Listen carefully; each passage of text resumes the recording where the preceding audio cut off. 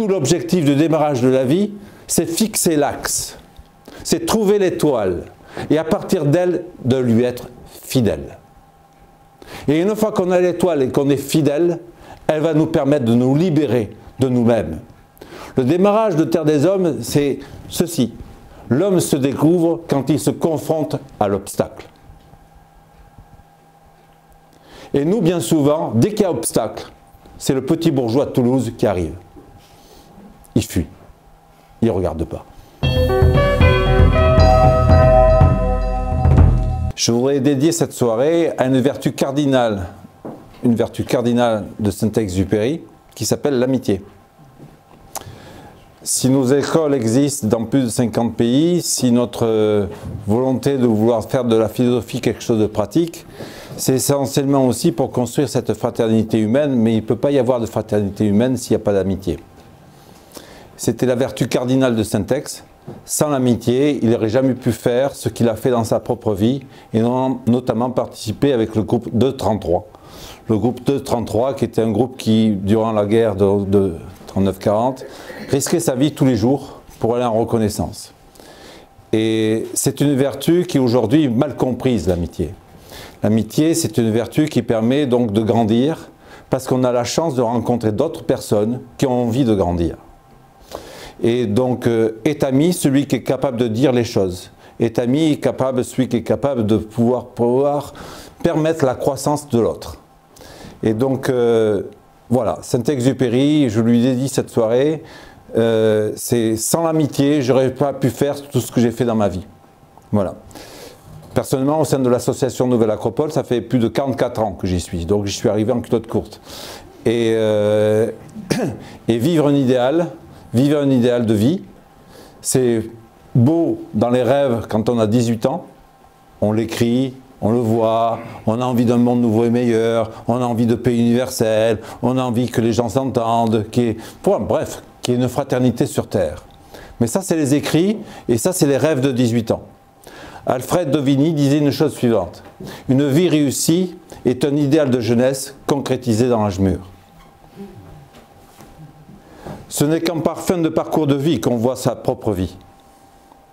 Et c'est là où l'on voit tous les efforts que l'on a fait et tous les dépassements intérieurs et tout ce potentiel dont tu parles qui s'est délivré ou pas. À chacun de nous, il y a un être extraordinaire. Mais à chacun de nous, il y a aussi le bourgeois de Toulouse. Pour ceux qui se souviennent. C'est dans Saint-Exupéry, dans Terre des Hommes, le bourgeois de Toulouse. Les deux sont en conflit chez nous. Il y a des moments, c'est le bourgeois qui prend la parole, et c'est le bourgeois qui prend le dessus. Et la vie devient fade, et la vie devient purement stéréotypée, contrôlée, etc. Et il n'y a plus aucun souhait d'aventure. Et il n'y a plus aucun souhait de dépassement. Puis des fois, on se dit, mais non, on est autre chose que ça. On vaut autre chose. Et cette autre chose s'appelle l'aventure humaine. Et si personnellement, ça fait plus de 44 ans que je suis au sein de l'association Nouvelle Acropole, c'est qu'elle m'a permis de vivre une aventure humaine. Elle m'a permis de vivre quelque chose qui s'appelle une fraternité liée par la philosophie dite d'Orient et d'Occident. Ici, on ne fabrique pas des intellectuels. Saint-Exupéry n'a pas fabriqué d'intellectuels. Il a demandé aux gens de vivre deux choses, on va le voir tout à l'heure. Il a demandé aux gens de vivre à la fois le principe de l'action et le principe de la contemplation. Hier soir, j'étais à Bordeaux, à Biarritz, et à Biarritz, il y a quelqu'un qui est venu faire une conférence sur Tagore. Je ne sais pas si certains d'entre vous connaissent Tagore, peut-être certains connaissent Pythagore, mais tout le monde ne connaît pas Tagore. Tagore, c'est un haut personnage du début du XXe siècle, en Inde. Il a été le premier prix Nobel de littérature indienne, en 1913. Et Tagore et Saint-Exupéry, qui ne se connaissaient pas, ont développé exactement la même pensée.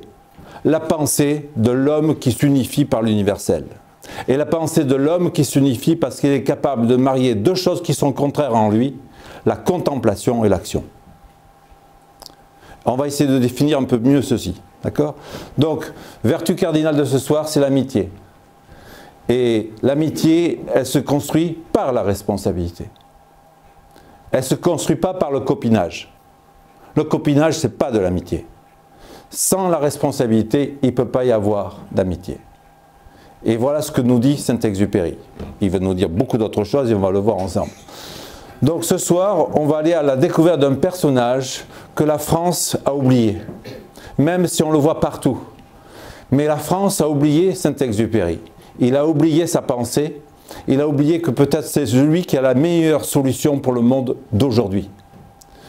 Puisque la conférence de ce soir s'appelle « Réenchanter le monde avec Saint-Exupéry ».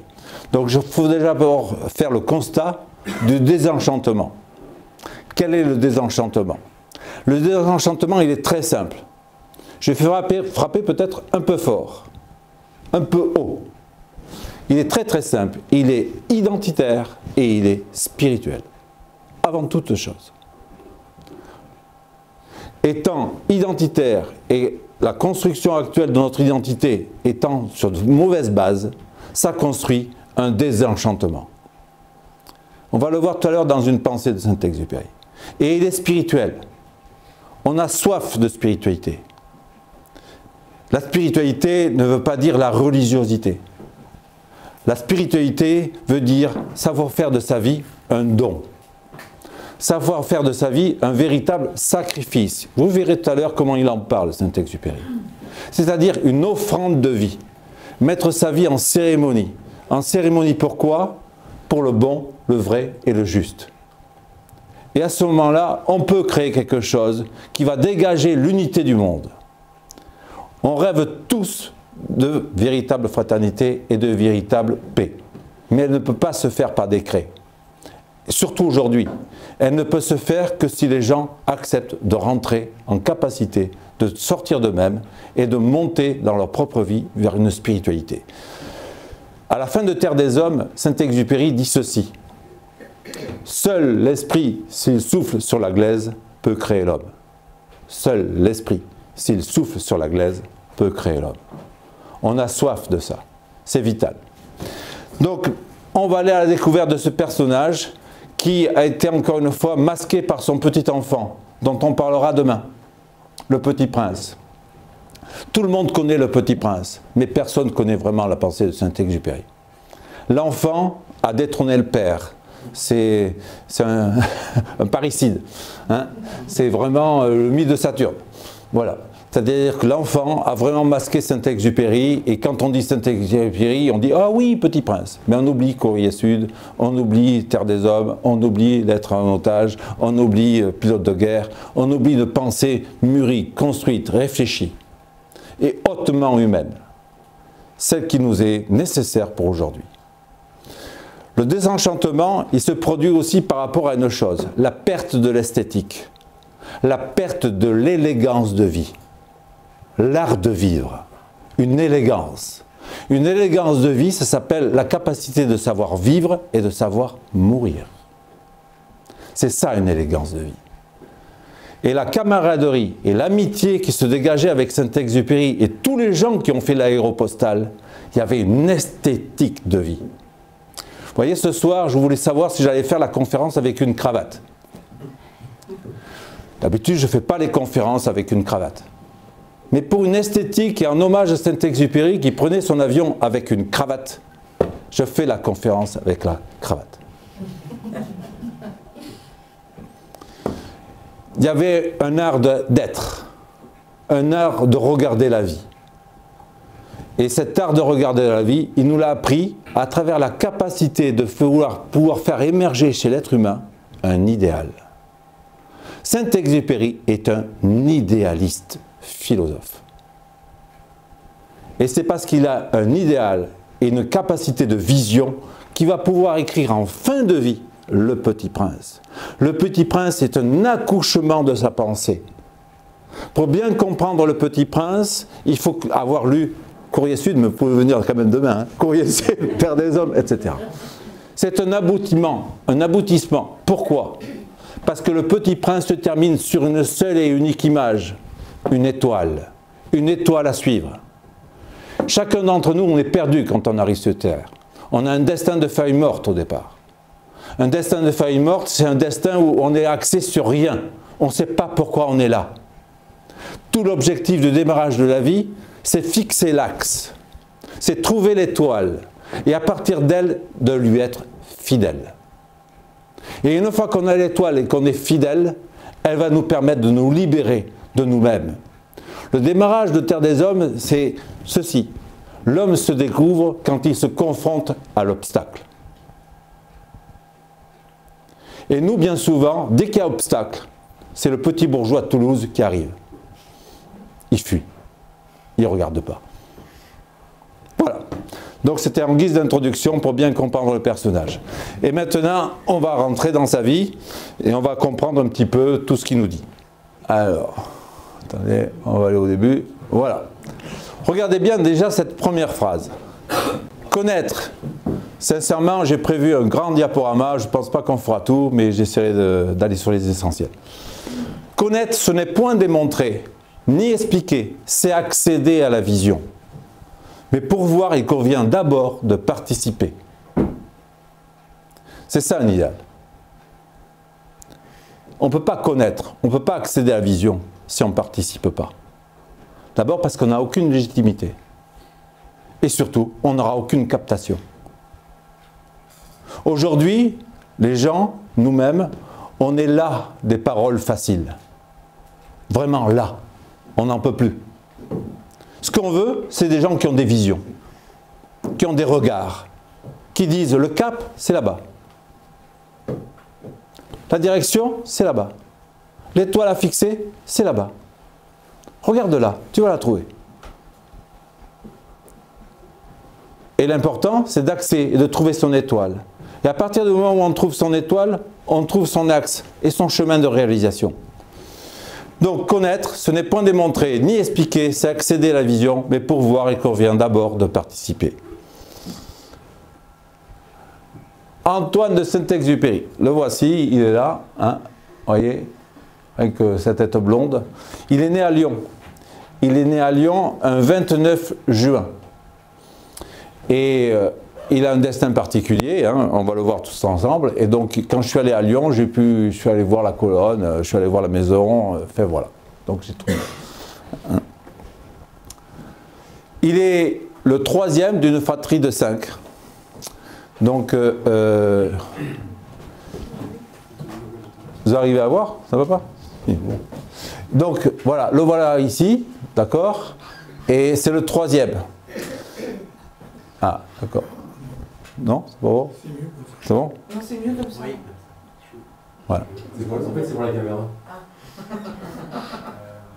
Ça va? Il va donc...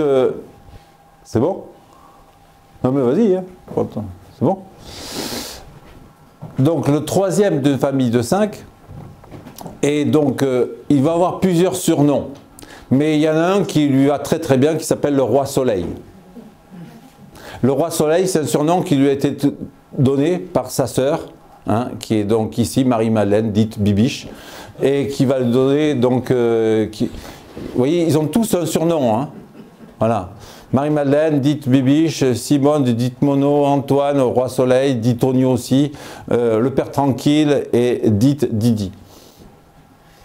Dans la famille, c'est le leader.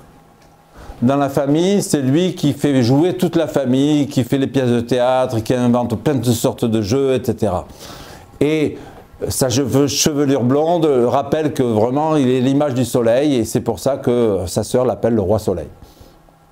Il a d'autres surnoms, on verra, hein. Il s'appelle aussi Tonio, il s'appelle aussi Ours Brun, il s'appelle aussi Pique la Lune, hein. Il a plusieurs surnoms. Alors l'homme, ben le voici. Donc comme je vous disais, c'est un homme d'action et un homme de contemplation. Ceci, dessous, j'ai mis 2 images de la Renaissance. À la Renaissance, éduquer un gentilhomme, éduquer un chevalier, demandait de pouvoir combiner action et contemplation.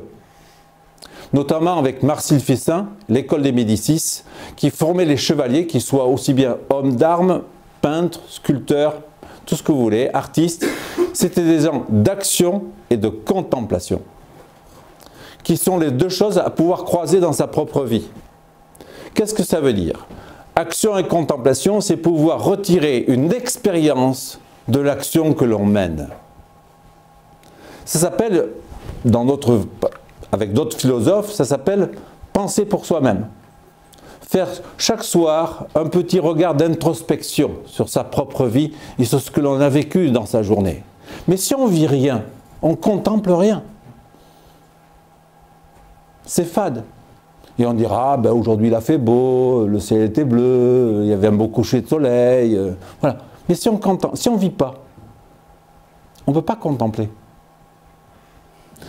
Et Saint-Exupéry, il a vécu et il a contemplé.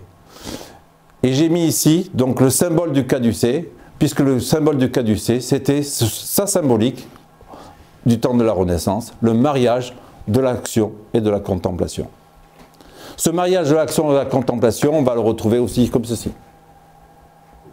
Un être humain qui s'accomplit, un être humain qui grandit, c'est un être humain qui est capable de croiser ces deux contraires en lui. Allons sur l'homme d'action. Homme d'action. Alors ça, c'est pour Héloïse par rapport au potentiel. Voilà, je voulais la lire, mais je ne me souvenais plus parfaitement. Donc, vivre, regardez, vous voyez ce qu'il dit par rapport au potentiel. Vivre, c'est naître lentement. Il serait un peu trop aisé d'emprunter des âmes toutes faites. Voilà. Vivre, c'est naître lentement. Il serait un peu trop aisé d'emprunter des âmes toutes faites. Donc au départ, c'est un homme d'action. Le métier de témoin m'a toujours fait horreur. Qui suis-je si je ne participe pas? J'ai besoin pour être de participer. Tu vois, je ne pourrais pas vivre si mes actes ne correspondaient pas à ce que j'écris. Et ce que j'écris correspond toujours à ce que je peux. L'homme se découvre quand il se mesure avec l'obstacle.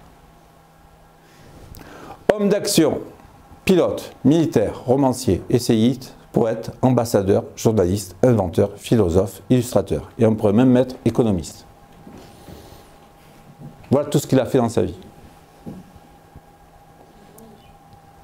Il a été, nous on le connaît essentiellement pour pilote et pour militaire, mais on a oublié que c'était un grand, enfin on le voit comme romancier, essayiste, on le voit comme poète, ambassadeur, il était employé parce qu'il avait un tel don pour les relations humaines et l'art de relier les contraires qu'il a été employé comme ambassadeur, notamment en Mauritanie, quand ils ont ouvert la ligne de l'aéropostale de Casa jusqu'en Argentine.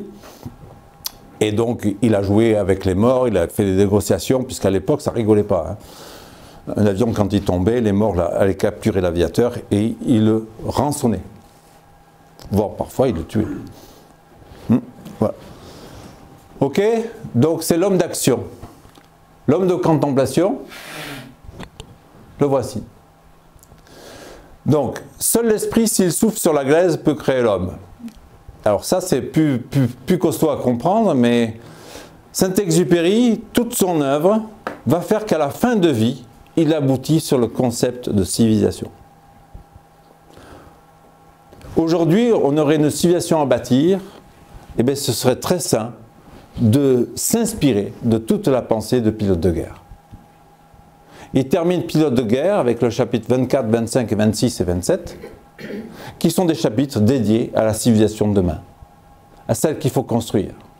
On va le voir tout à l'heure, puisqu'on terminera cette conférence par Saint-Exupéry, le penseur de civilisation. Aujourd'hui, on a un mal de civilisation. On a un problème, je pense que c'est pas à peine de... D'accord? Il y a un petit problème de civilisation. Pour des choses essentielles, toutes simples, hein, qui ont été oubliées. Et lui, il dit, une civilisation est un héritage de croyances, de coutumes, de connaissances, lentement acquises au cours des siècles, difficile parfois à justifier par la logique, mais qui se justifient d'elles-mêmes, comme les chemins s'ils conduisent quelque part, puisqu'elles ouvrent à l'homme son étendue intérieure. Il dira, la civilisation ne peut exister que si l'homme rentre dans la capacité de vouloir s'améliorer lui-même. Il ne peut pas y avoir de civilisation imposée. Il ne peut y avoir que de civilisation où chacun est volontaire à. Aujourd'hui, c'est complètement fou de croire qu'un système peut rendre les hommes libres. C'est faux. on fait l'expérience qu'aujourd'hui, c'est la prise en charge individuelle de chacun qui offrira la vraie liberté. Et le Messie n'existe plus, le prophète n'existe plus, l'homme qui va apporter la solution pour tous n'existe plus. C'est l'homme qui doit pouvoir se construire lui-même et rentrer dans sa propre individuation, comme dirait Jung. Voilà, donc de son vivant, en tant qu'homme de contemplation, Mermoz, Guillaumet disait de Saint-Exupéry, il ne vole pas comme nous. C'était un excellent aviateur, c'était pas quelqu'un de rêveur comme on a voulu faire parfois le faire croire. À l'époque, prendre l'avion, vous ne saviez pas si vous reveniez de votre vol, vous ne savez pas. Prendre la vol à chaque fois, c'était un pari sur la mort. À chaque fois. Et donc, quand il volait, pour lui, ça avait une résonance avec son intériorité. C'est pour ça que Guillaumet et Mermoz n'ont pas pu écrire par rapport à leurs exploits les mêmes choses. Ils étaient plus dans le faire, lui était plus dans l'être. Et donc, à chaque fois qu'il volait, eh bien, sa première œuvre, ce sera L'Aviateur. L'Aviateur qui va écrire en 1926. Il a 26 ans. Il est né le 29 juillet 1900. Il a vécu jusqu'à l'âge de 44 ans. Je dis bien 44 ans, hein, d'accord? Il a fait tout ça à 44 ans. C'est faisable, si on n'est pas un bourgeois de Toulouse. Totalement. C'est faisable, si on n'est pas un bourgeois de Toulouse. Il n'y a pas d'excuse dans cette voie. Il n'y a pas de justification dans cette voie. Il n'y a qu'une prise en main de soi dans cette voie.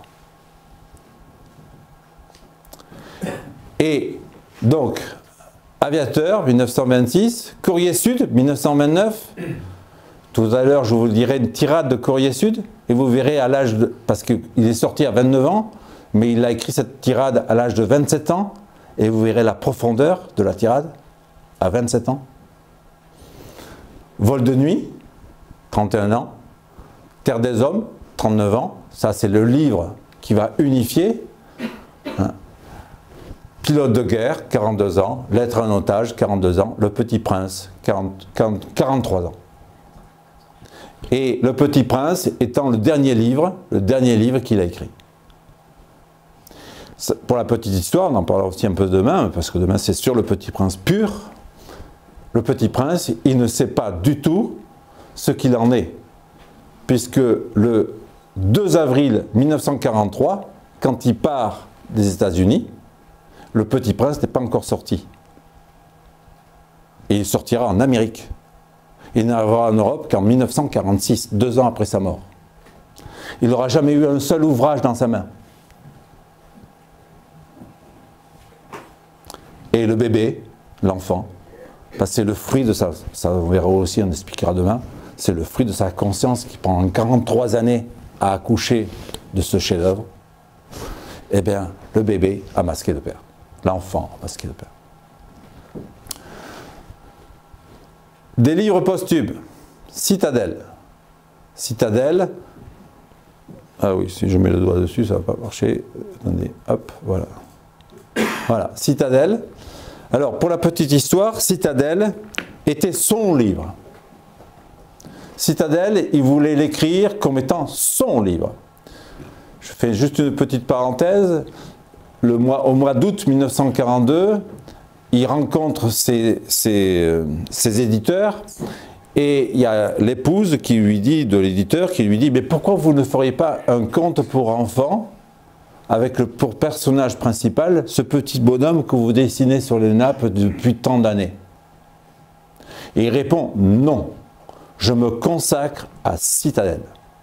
Ce sera mon livre. » Peu de gens savent que Saint-Exupéry avait une mallette, mais pas la mallette avec les codes pour faire sauter la bombe.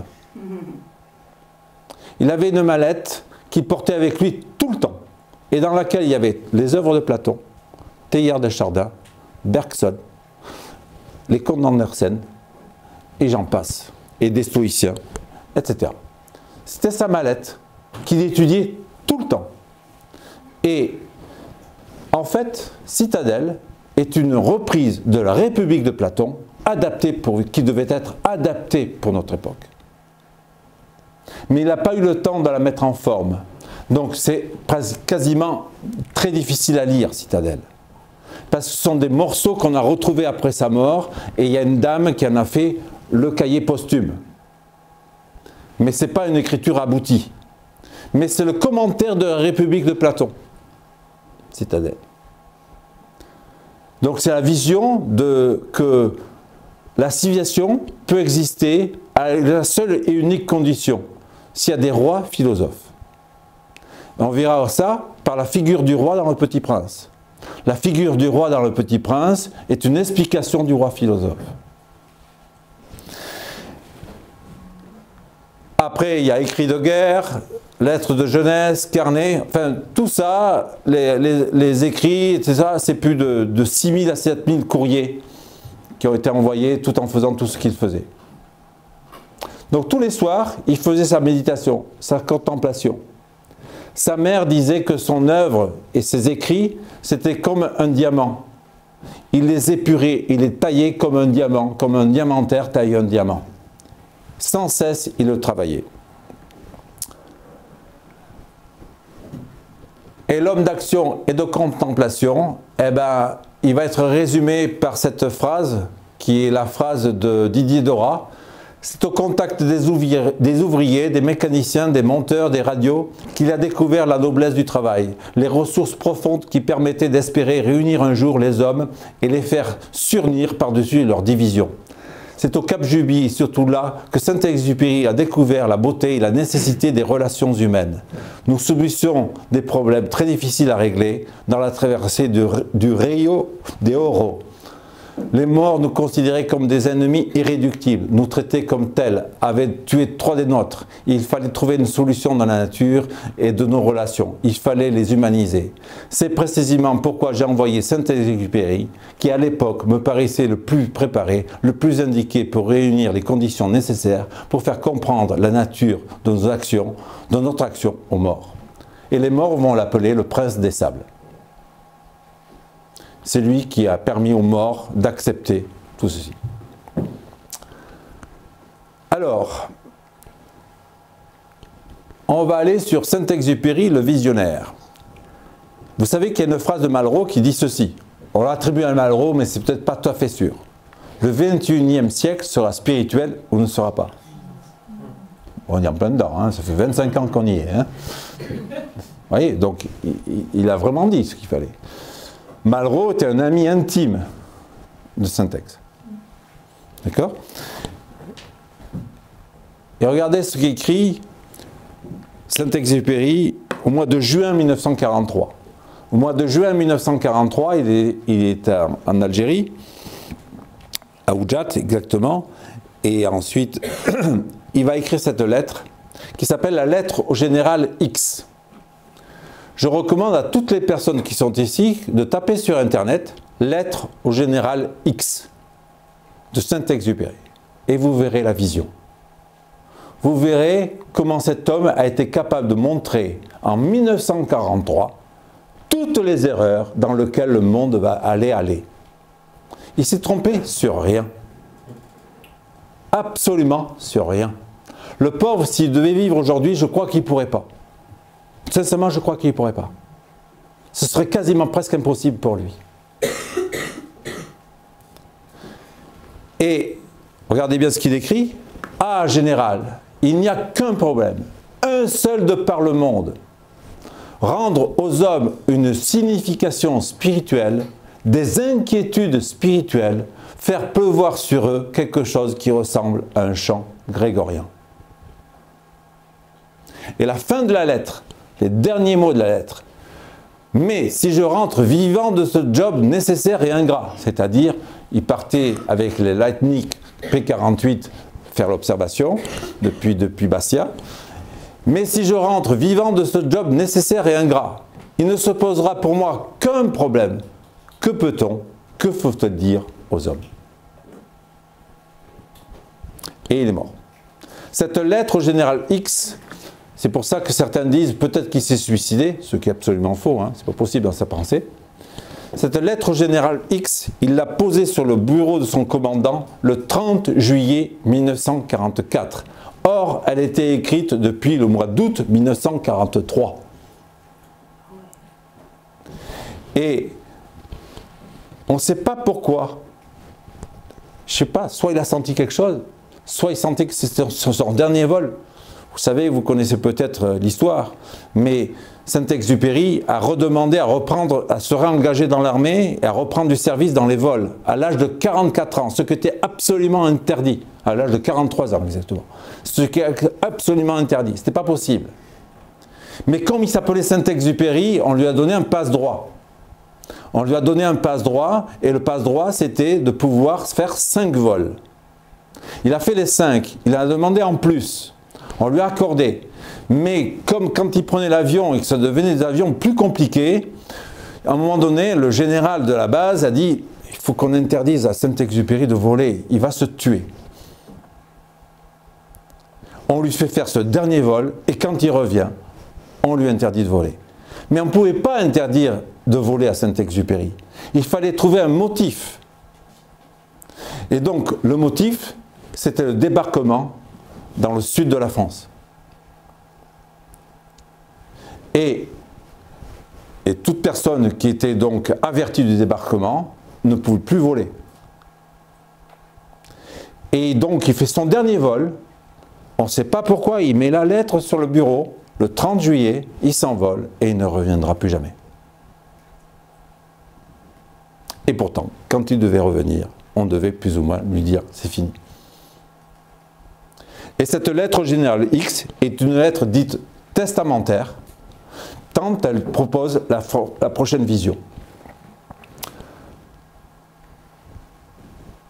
Voilà, Bastia, c'est le dernier vol, hein, la Corse, et il le fait en Corse, hein, la Corse rappelle que d'ici l'écrivain aviateur de Saint-Exupéry s'envola le 31 juillet 1944 pour sa dernière mission de guerre.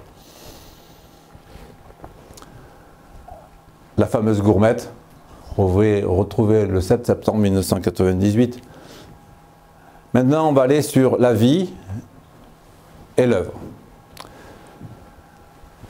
Regardez bien ce que dit Jean Renoir de Saint-Exupéry, qui connaissait très très bien Saint-Exupéry. Saint-Exupéry était un enfant avec des yeux d'enfant, un comportement d'enfant, et tout ce qu'il fait, tout ce qui fait que les enfants sont des êtres merveilleux. Saint-Exupéry était un enfant avec des yeux d'enfant, un comportement d'enfant, et tout ce qui fait que les enfants sont des êtres merveilleux. Jean Renoir. La quête de l'enfant intérieur, on en reparlera aussi, la quête de l'enfant intérieur n'est pas propre à la psychologie du XXe siècle. Dans la Bible, il est dit, dans l'évangile de Matthieu, il dit ceci: « Si vous ne changez pas pour redevenir des petits-enfants, le royaume de cieux vous sera interdit à jamais, ou vous sera fermé à jamais. »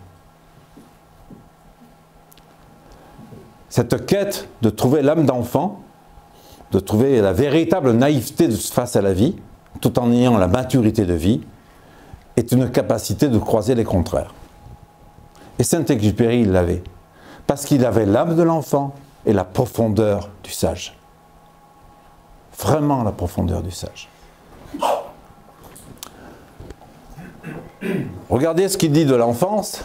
L'enfance, ce grand territoire d'où chacun est sorti, d'où suis-je? Je suis de mon enfance, je suis de mon enfance comme d'un pays. Toutes les grandes personnes ont d'abord été des enfants, mais peu d'entre elles s'en souviennent. Et ça, c'est vrai. Quand on voit des adultes qui ne peuvent pas supporter les cris d'un enfant, mais toi, tu l'as fait, mon vieux, quand tu avais 2 ans. En quel honneur tu oses dire que tu ne veux pas entendre des cris?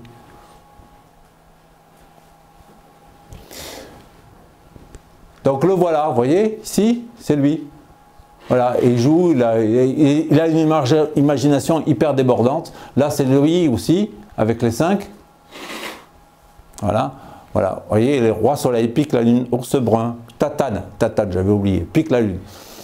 Ours brun, c'est sa femme qui l'appelle ours brun.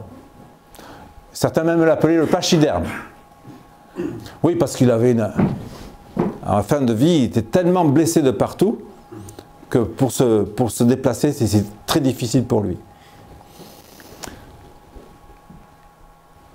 Pardon.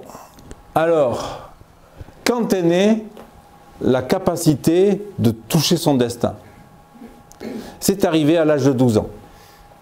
À l'âge de 12 ans, son oncle l'amène sur un terrain et il y a donc des baptêmes de l'air qui sont organisés. C'est en 1912. Hein. 1912, prendre un avion, c'était encourageant. Et lui, il a bravé tous les dangers. Et il a menti. Il a dit, tonton, tonton, maman est OK pour que tu me fasses faire un baptême de l'air. L'autre croyait que la mère avait vraiment dit oui. Et donc, il a fait le baptême de l'air. Et en faisant le baptême de l'air, ben là, la vocation est née.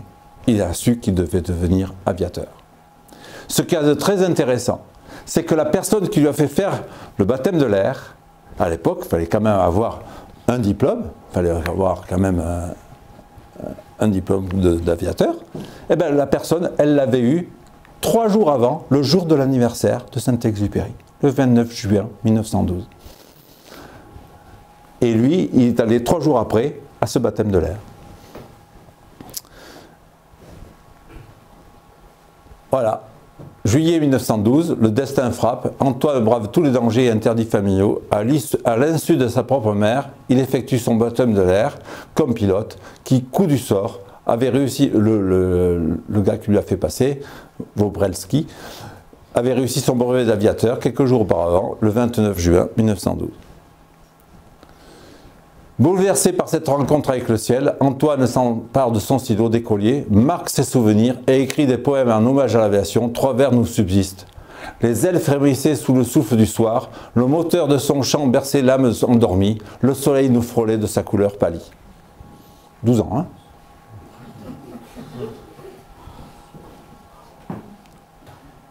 Voilà.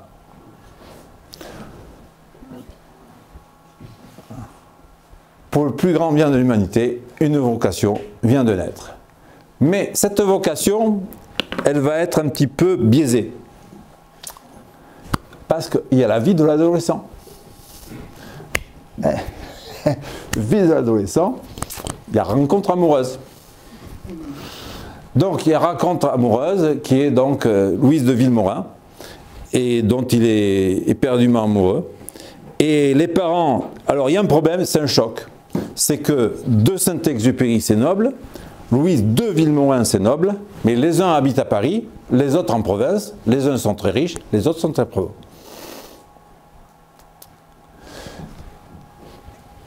Pas de problème, ils arrivent quand même, bien que la maman de Louise de Villemorin ne voulait pas de ce pachyderme, c'est elle aussi qui l'appelait comme ça, pachyderme. Et donc, à un moment donné, ben, Louise de Villemorin, quand même, elle défend le morceau, comme on pourrait dire. Et à un moment donné, en 1922 ou 23, juste avant le mariage, il a un accident d'avion.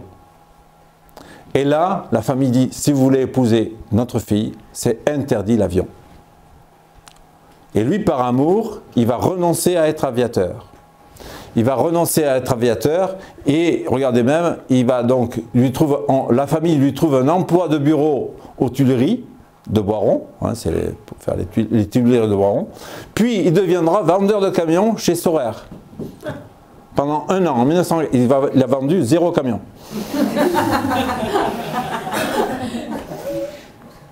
Et là, il y avait une détresse d'âme. Il y avait une détresse d'âme et il a dit non, ma vocation c'est être aviateur. C'est le ciel qui m'appelle. Je renonce à mes amours terrestres.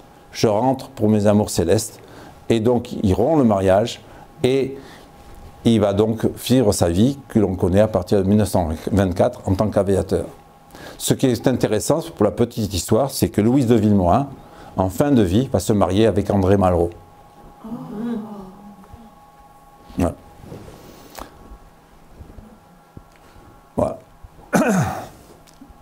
Louise de Villemorin termine sa vie avec un amour de jeunesse, André Malraux. Mais André Malraux, c'était aussi le meilleur ami de Saint-Exupéry.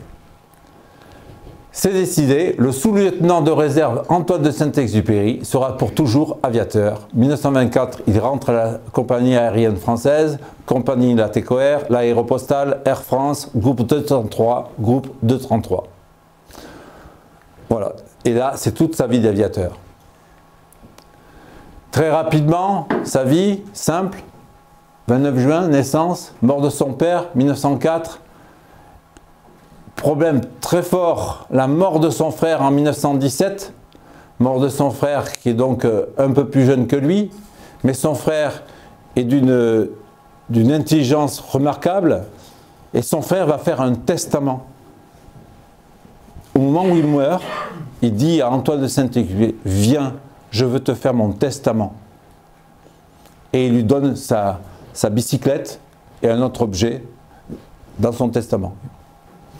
Ça va le toucher énormément, puisqu'il meurt de problème de crise de rhumatisme. Et ensuite, donc, il va rentrer à Naval, mais il rate l'école navale.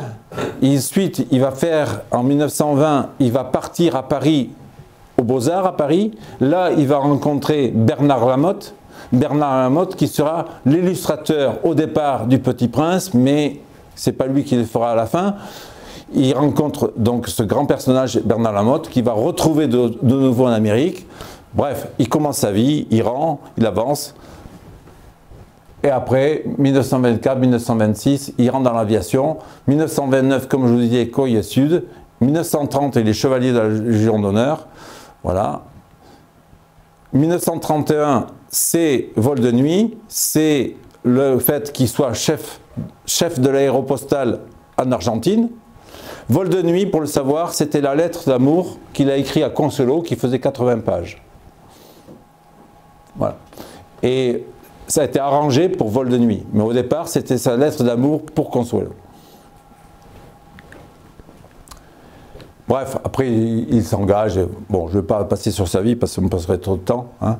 Mais le point majeur, c'est en 1938. 1938, c'est un très grave accident il a un très grave accident au Guatemala. Il a failli mourir, failli être amputé, etc. Mais il s'en est sorti.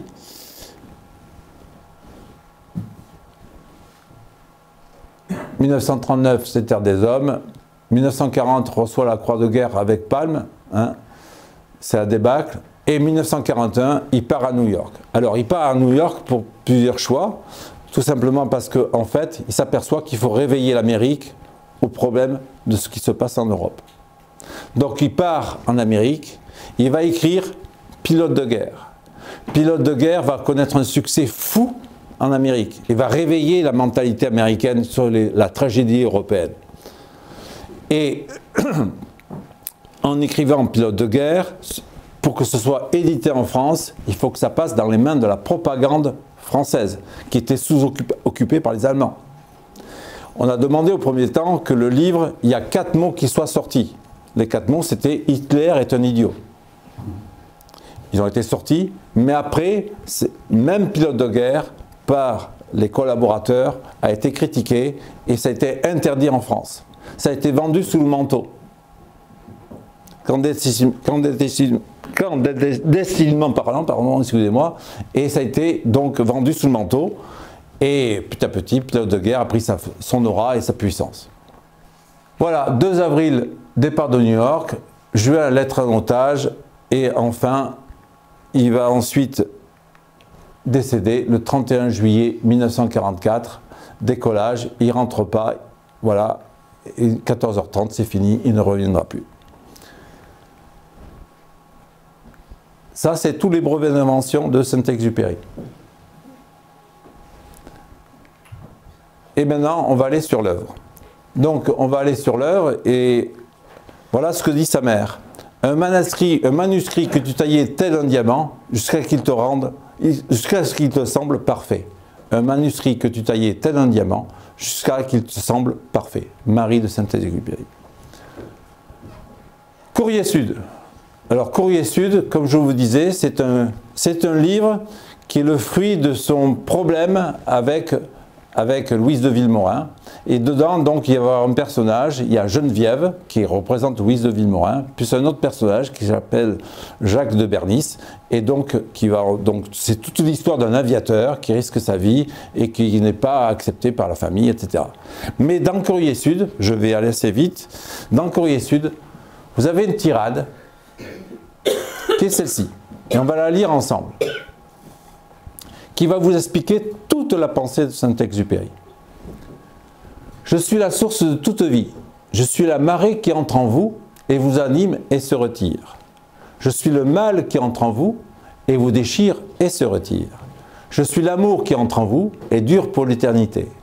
Et vous venez m'opposer Marcion et le 4e évangile, et vous venez me parler d'interpolation, et vous venez dresser contre moi votre misérable logique humaine, quand je suis celui qui est au-delà, quand c'est d'elle que je vous délivre.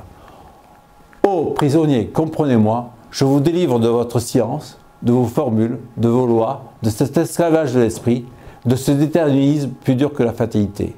Je suis le défaut dans l'armure, je suis la lucarne dans la prison, je suis l'erreur dans le calcul, je suis la vie. Toute sa vie, ce sera un hommage à la vie. Et pour recevoir la vie, il a marié action et contemplation. Regardez bien la suite. Vous avez intégré la marche de l'étoile aux générations des laboratoires et vous ne la connaissez plus. C'est un signe dans votre livre, mais ce n'est plus de la lumière. Vous en savez moins qu'un petit enfant. Vous avez découvert jusqu'aux lois qui gouvernent l'amour humain, mais cet amour même échappe à vos signes. Vous en savez moins qu'une jeune fille. Eh bien, venez à moi. Vous avez compris qui c'est, venez à moi. Cette douceur de la lumière, cette lumière de l'amour, je vous les rends. Je ne vous asservis pas, je vous sauve. De l'homme qui le premier calcula la chute d'un fruit et vous enferma dans cet esclavage, je vous libère. Ma demeure est la seule issue. Que deviendrez-vous hors de ma demeure? Que deviendrez-vous hors de ma demeure, hors de ce navire où l'écoulement des heures prend son plein sens, comme sur l'étroave luisante, l'écoulement de la mer. L'écoulement de la mer qui ne fait pas de bruit, mais qui porte les îles. L'écoulement de la mer. Venez à moi, vous à qui l'action qui ne mène à rien fut amère. Venez à moi, vous à qui la pensée qui ne mène qu'aux lois fut amère. Vous serez des enfants qui jouent. Vous voyez, il le crie déjà là. Vos efforts vains de chaque jour, qui vous épuisent, venez à moi, je leur donnerai un sens. Ils bâtiront dans votre cœur, j'en ferai une chose humaine. Car je suis celui qui s'est émerveillé de l'homme. Je suis le seul qui puisse rendre l'homme à lui-même. Vous avez compris qui c'est? C'est Dieu.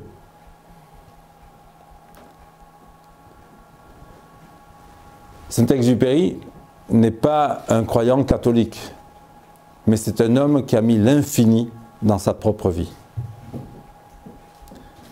C'est un homme qui a compris que si on construit sa vie sur du fini, elle va être sans sens véritable, puisqu'elle est contrôlée.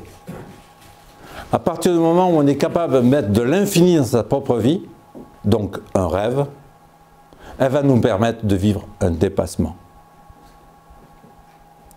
Et celui qui pour lui permettait l'unité de tous et d'aller accéder à cet infini en soi, c'est ce que nous on pourrait appeler, c'est ce que lui va appeler plus tard Dieu. Donc dès 1926, il accouche cette pensée. Mais ce n'est pas un Dieu religieux.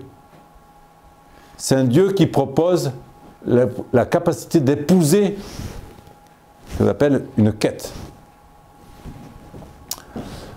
Voilà, donc Courrier Sud, et ensuite le grand saut, c'était 1931, avec Vol de nuit, d'accord? C'est André Gide qui signe la préface, et Vol de nuit donc, va être succès, va le faire connaître en tant qu'écrivain. Le livre est couronné du prix Femina, etc. Voilà, j'ai mis quelques citations de Vol de nuit. Dans la vie, il n'y a pas de solution, il y a des forces en marche, il faut les créer et les solutions suivent. Nous ne nous demandons pas à être éternels, mais à pas voir les actes et les choses tout à coup perdre leur sens. Si la vie humaine n'a pas de prix, nous agissons toujours comme si quelque chose dépassait en valeur la vie humaine. Le but peut-être ne justifie rien, mais l'action délivre de la mort. Bon, je passe sur les citations, parce que sinon ce serait trop long. On va avancer. Ensuite, Terre des Hommes. Terre des Hommes, c'est écrit en 1939. Et en 1939, donc, c'est André Gide qui va proposer à Saint-Exupéry d'écrire Terre des Hommes. Et là, sous le conseil, il va lui dire, au départ, ben, écrivez un livre qui permet de comprendre la vie de l'aviateur. Qu'est-ce que c'est que la vie de l'aviateur? Et au départ, ce livre, donc, il va l'écrire, et au départ, donc, il a un autre nom, je ne sais plus, voilà, Étoile par grand vent. Terre des Hommes devait s'appeler Étoile par grand vent. Mais en décembre, à l'imprimerie, il a changé le titre. Et il l'a appelé Terre des Hommes. Il va recevoir le prix en février 1939. Et dans Terre des Hommes, on voit que la pensée commence à s'aboutir. Elle commence à gagner en densité. L'homme se découvre quand il se mesure avec l'obstacle. Ce que d'autres ont réussi, on peut toujours le réussir. Mais au cœur du danger, on conserve des soucis d'homme. Il faut que l'on nous parle d'un simple langage pour se faire entendre de nous. En travaillant pour les seuls biens matériels, nous bâtissons nous-mêmes notre prison. La grandeur d'un métier est peut-être avant tout d'unir les hommes. Ce qui sauve, c'est de faire un pas, encore un pas, toujours le même pas que l'on recommence. Être homme, c'est précisément être responsable. C'est sentir en posant sa pierre que l'on construit le monde. La vérité pour l'un fut de bâtir, elle est pour l'autre d'habiter. Il semble que la perfection soit atteinte non quand il n'y a plus rien à ajouter, mais quand il n'y a plus rien à retrancher. Avec l'avion, nous avons appris la ligne droite. Les hommes seuls bâtissent leur solitude.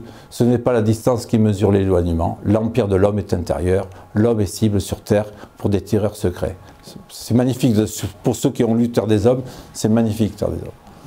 C'est écrit avec une écriture, un style qui est extraordinaire.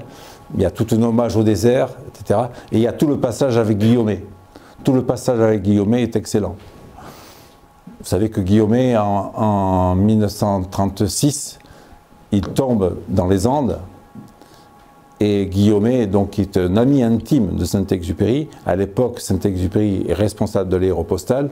Tous les soirs, Saint-Exupéry risque sa vie parce qu'il part tous les soirs au-dessus de la cordillère des Andes pour voir s'il peut trouver Guillaumet.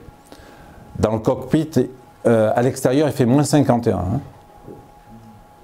Le cockpit, les combinaisons étaient chauffées par un tuyau qui était mis sur le moteur de l'avion. Et en fait, il ne trouve pas Guillaumet. Et 5 jours plus tard, tout le monde pense que Guillaumet est mort.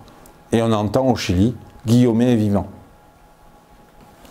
Et là, quand Saint-Exupéry part pour voir Guillaumet, Guillaumet lui dit une phrase qui est très forte. « Je te jure, ce que j'ai fait, jamais aucune bête ne l'aurait fait. » Voilà.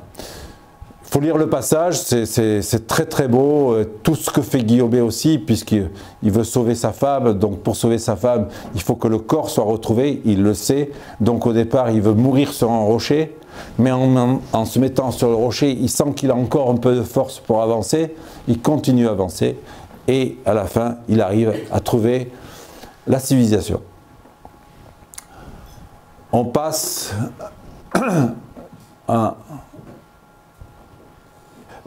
simplement une petite anecdote pour seul l'esprit s'il souffle sur la glaise peut créer l'homme. Hein. C'est André Malraux et Saint-Exupéry. Pour ceux qui connaissent Terre des Hommes, la fin de Terre des Hommes, vous pouvez lire simplement la fin de Terre des Hommes, les 2 dernières pages, c'est sur Mozart assassiné. Mozart assassiné, ça veut dire quoi? Ça veut dire qu'en chacun de nous, il y a un être qui est plus que ce qu'il croit. C'est ce que tout à l'heure disait Héloïse avec la notion de la capacité de libérer son potentiel. Il y a un être qui sort des normatives. Et dans Terre des Hommes, il dit qu'en fait, ce Mozart qui existe en chacun de nous, la construction de notre époque le tue de plus en plus. Et aujourd'hui, il faut retrouver Mozart. À chacun de nous, il y a un Mozart. Ça s'appelle un individu. Et quand il termine le livre, il termine sur tout ça. Mais il a cette phrase, « Seul l'esprit, s'il souffle sur la glaise, peut créer l'homme. » Et il dit à Malraux, « Tu crois que je la mets en fin ?» Et Malraux lui dit, « Non, c'est tellement beau ce que tu as écrit sur Mozart assassiné, ne rajoute pas ça, ça va tuer le chapitre, ça va tuer le passage. » Il dit, « Ok. » Puis il descend dans les escaliers, et puis il dit, « Je vais quand même la mettre. » Et c'est pour ça que dans Terre des Hommes, vous verrez qu'il y a un très grand blanc entre la fin du livre et cette dernière phrase. Elle vient un peu comme quelque chose qu'il pose là. Mais elle ne conclut pas forcément toute l'histoire de Mozart assassiné. Voilà, 1942, Pilote de guerre. Pilote de guerre, c'est donc écrit aux États-Unis. Je vous ai raconté un tout petit peu l'histoire. Donc je voudrais conclure notre conférence par Saint-Exupéry, penseur de civilisation.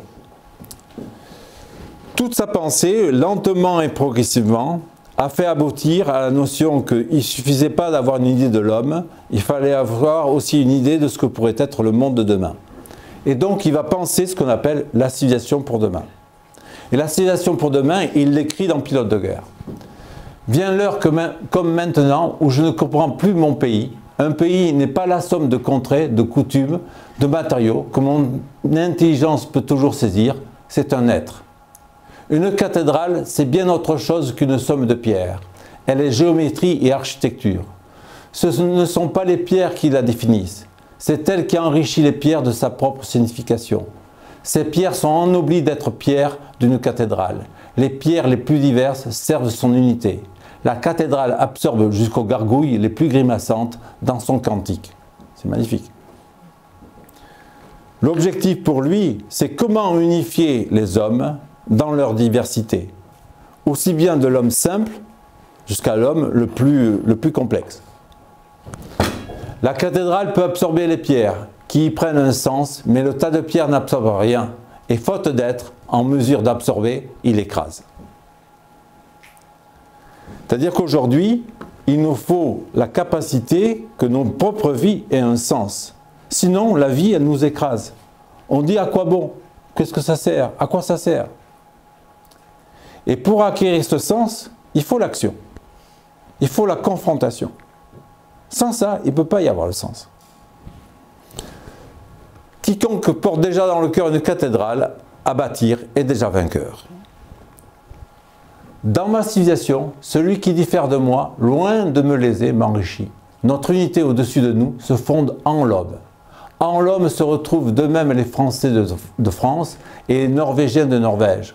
L'homme les noue dans son unité, en même temps qu'il exalte sans se contredire leurs coutumes particulières.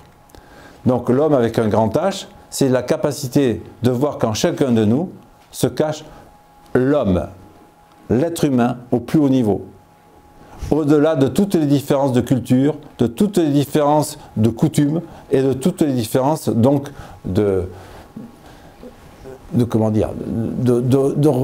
d'éducation. Ma civilisation repose sur le culte de l'homme au travers des individus, une civilisation pétrie des hommes. Il me semble désormais entrevoir mieux que ce qu'est une civilisation. Une civilisation est un héritage de croyances, de coutumes et de connaissances, lentement acquises au cours des siècles, difficiles parfois à justifier par la logique, mais qui se justifient d'elles-mêmes comme des chemins, s'ils conduisent quelque part, qu'elles ouvrent à l'homme son étendue intérieure. Donc c'est la phrase que je vous ai citée tout à l'heure, c'est la capacité que sans vie intérieure, il ne peut pas y avoir de civilisation. Durant des siècles, ma civilisation contemplait Dieu à travers les hommes. On respectait Dieu en l'homme, les hommes étaient frères en Dieu. La contemplation de Dieu fondait les hommes égaux, parce que égaux en Dieu. Je comprends pourquoi une égalité, alors ça c'est magnifique, hein. Je comprends pourquoi une égalité en Dieu ne provoque ni désordre ni contradiction. La démagogie s'instaure quand, faute de commune mesure, le principe d'égalité s'abâtardit en principe d'identité. La contemplation de Dieu fondait les hommes égaux parce qu'égaux en Dieu. On ne peut être égal qu'en quelque chose. Le soldat et le capitaine sont égaux en la nation. Il disait, on ne peut pas être frère tout court, on peut être frère que en quelque chose. Donc Dieu, c'est un principe d'unité. On n'est pas obligé de croire en Dieu ou pas croire en Dieu. Par contre, pour pouvoir unifier les hommes, il faut qu'ils aient un point d'unité. Un point de vision qu'ils partagent. Créer une entreprise qui porte la capacité de réunir ses ouvriers, ou ses employés, pardon, c'est la capacité, si l'entreprise propose un point d'unité. S'il n'y a pas point d'unité, il y aura division. Division par les personnalités de chacun. Mais le point d'unité permet la concorde, permet l'unification. C'est le point de commune mesure. Ma civilisation héritant de Dieu a fait les hommes égaux en l'homme. Ma civilisation héritant de Dieu a fait les hommes frères en l'homme. Ma civilisation héritière de Dieu a fait ainsi de la charité don à l'homme au travers de l'individu. Ma civilisation héritière de Dieu a prêché aussi le respect de soi, c'est-à-dire le respect de l'homme à travers soi-même. Ma civilisation héritière de Dieu a fait chacun responsable de tous les hommes et tous les hommes responsables de chacun. L'humanisme s'est donné pour mission exclusive d'éclairer et de perpétuer la primauté de l'homme sur l'individu. L'humanisme a prêché l'homme. Qu'est devenue notre grande image de l'homme, né de Dieu? Une somme n'est pas un être. Ma civilisation a le seul pouvoir de nouer dans son unité, sans les amputer, des diversités particulières. Et alors là, il termine toute sa dimension sur la notion du sacrifice. On ne dit rien d'essentiel sur la cathédrale si l'on ne parle que des pierres. On ne fonde en soi l'être dont on se réclame que par des actes. Notre humanisme a négligé les actes. L'acte essentiel ici a reçu un nom, c'est le sacrifice. Sacrifice ne signifie ni amputation, ni pénitence. Il est essentiellement un acte. Il est un don de soi-même à l'être dont on prétendra se réclamer.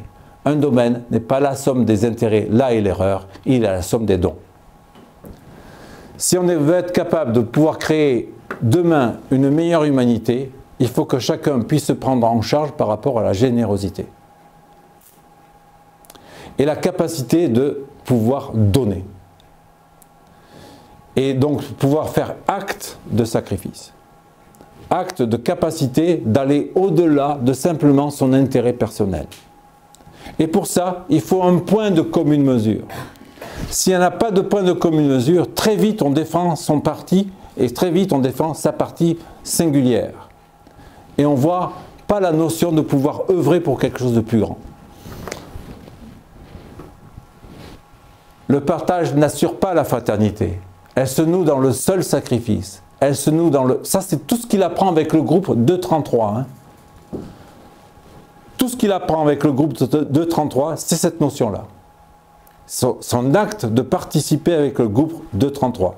Il disait, tant que je n'ai pas risqué ma vie comme les pilotes du groupe 233, je n'ai pas le droit moral de m'asseoir à la même table.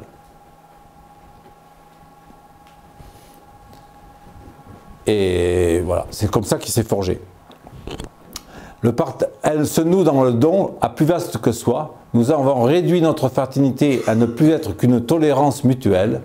On meurt par amour de l'homme s'il est la clé de notre voûte d'une communauté. La grandeur en effet de ma civilisation, c'est que 100 mineurs, s'ils doivent de risquer de leur vie pour le sauvetage d'un seul mineur, enseveli, ils sauvent l'homme. C'est magnifique. Hein. Je ne sais pas si vous avez vu le soldat Ryan. C'est magnifique, c'est la même idée. Voilà, c'est la même idée.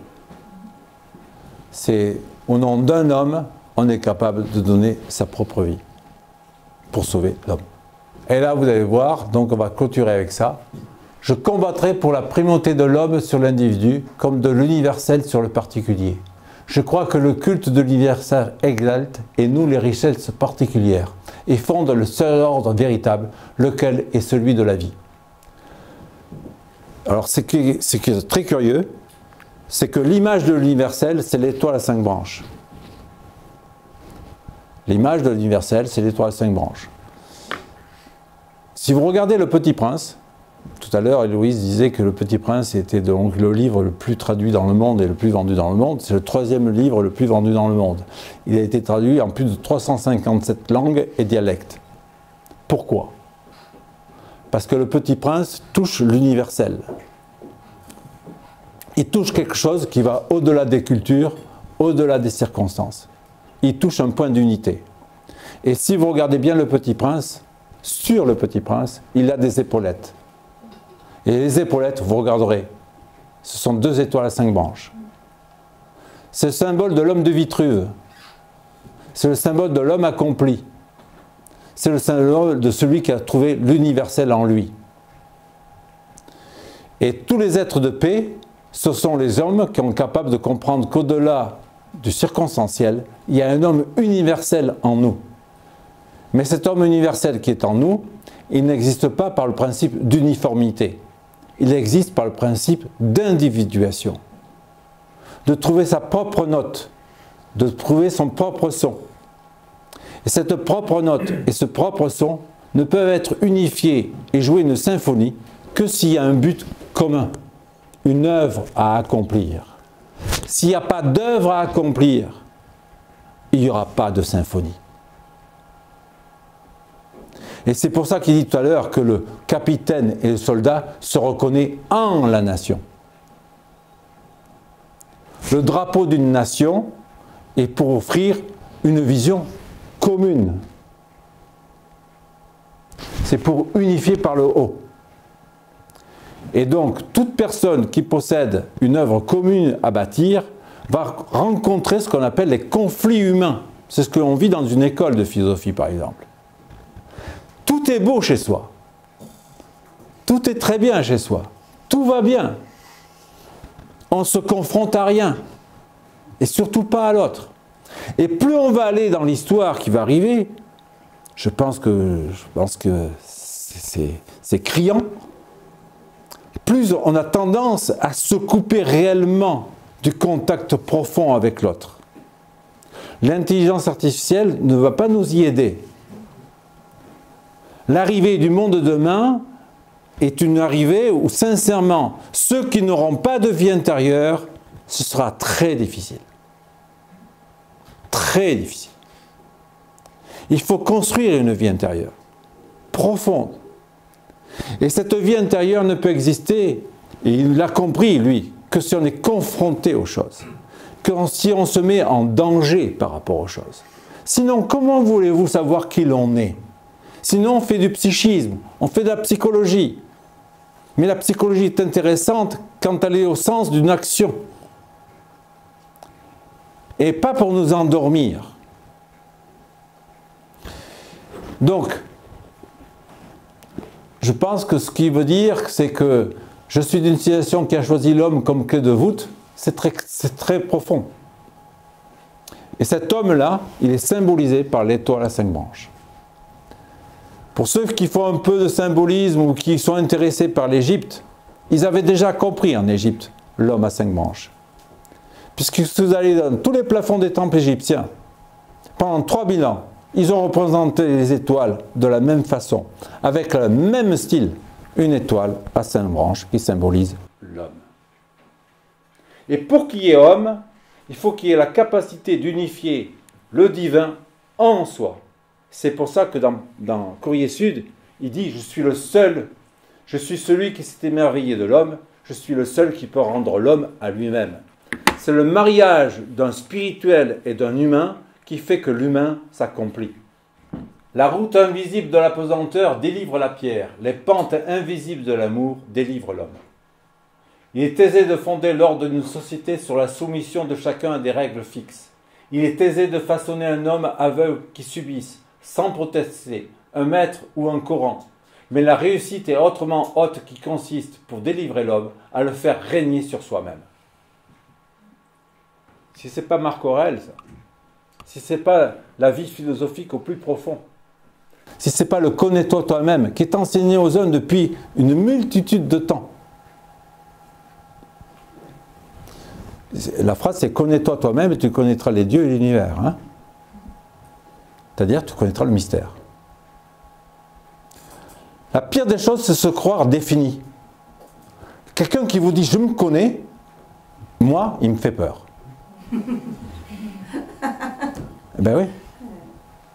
Parce que ça veut dire qu'il a un fini en lui et non un infini en lui. Et cet infini qui est en soi, ça s'appelle le mystère, que lui baptise Dieu. Einstein le développe très très bien, la notion du mystère. Je combattrai pour l'homme comme ses ennemis, mais aussi contre moi-même. Ça, c'est la fin de Pilote de guerre. C'est la dernière phrase de Pilote de guerre. Dernière phrase. Je combattrai pour l'homme contre ses ennemis, mais aussi contre moi-même. ce qui est important par rapport à tout ça, c'est de comprendre que Saint-Exupéry nous a mené une pensée qui est une pensée qui fait rentrer à l'intérieur de soi par la capacité donc d'unifier l'action et la contemplation. Saint-Exupéry nous propose une action d'aventure, une action donc qui propose de vivre des vertus cardinales majeures comme la responsabilité, le sens du devoir. Ça, ce sont des choses qui font un peu peur. Mais il y a aussi l'amitié, le don, le sacrifice, aller plus loin que soi, l'aventure.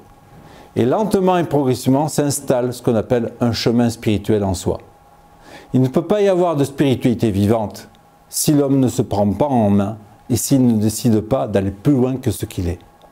Et pour ça, il faut qu'il ait un point d'unité, un point de convergence. Vous verrez que des fois l'étoile, elle change. Mais une fois qu'on sent que l'étoile, elle est vraiment axée sur un infini, il faut lui rester fidèle. Et quand on lui reste fidèle, eh bien cette fidélité-là délivre des choses en soi. Personnellement, ça fait 44 ans que je suis au sein de l'association Nouvelle Acropole, en tant qu'école de philosophie pratique. Vous croyez que je n'ai pas eu envie d'arrêter? Je serais fou si je vous disais que ça a toujours été une grande avenue. Absolument fou. J'ai rencontré des crises, j'ai rencontré des épreuves, j'ai rencontré des nécessités de mutation. Et c'est par la capacité de pouvoir regarder ces crises et ces capacités de mutation qu'on peut devenir autre. Et qu'on peut terminer en disant « Seule l'amitié permet aux gens de créer un monde nouveau et meilleur ». Et je vous remercie.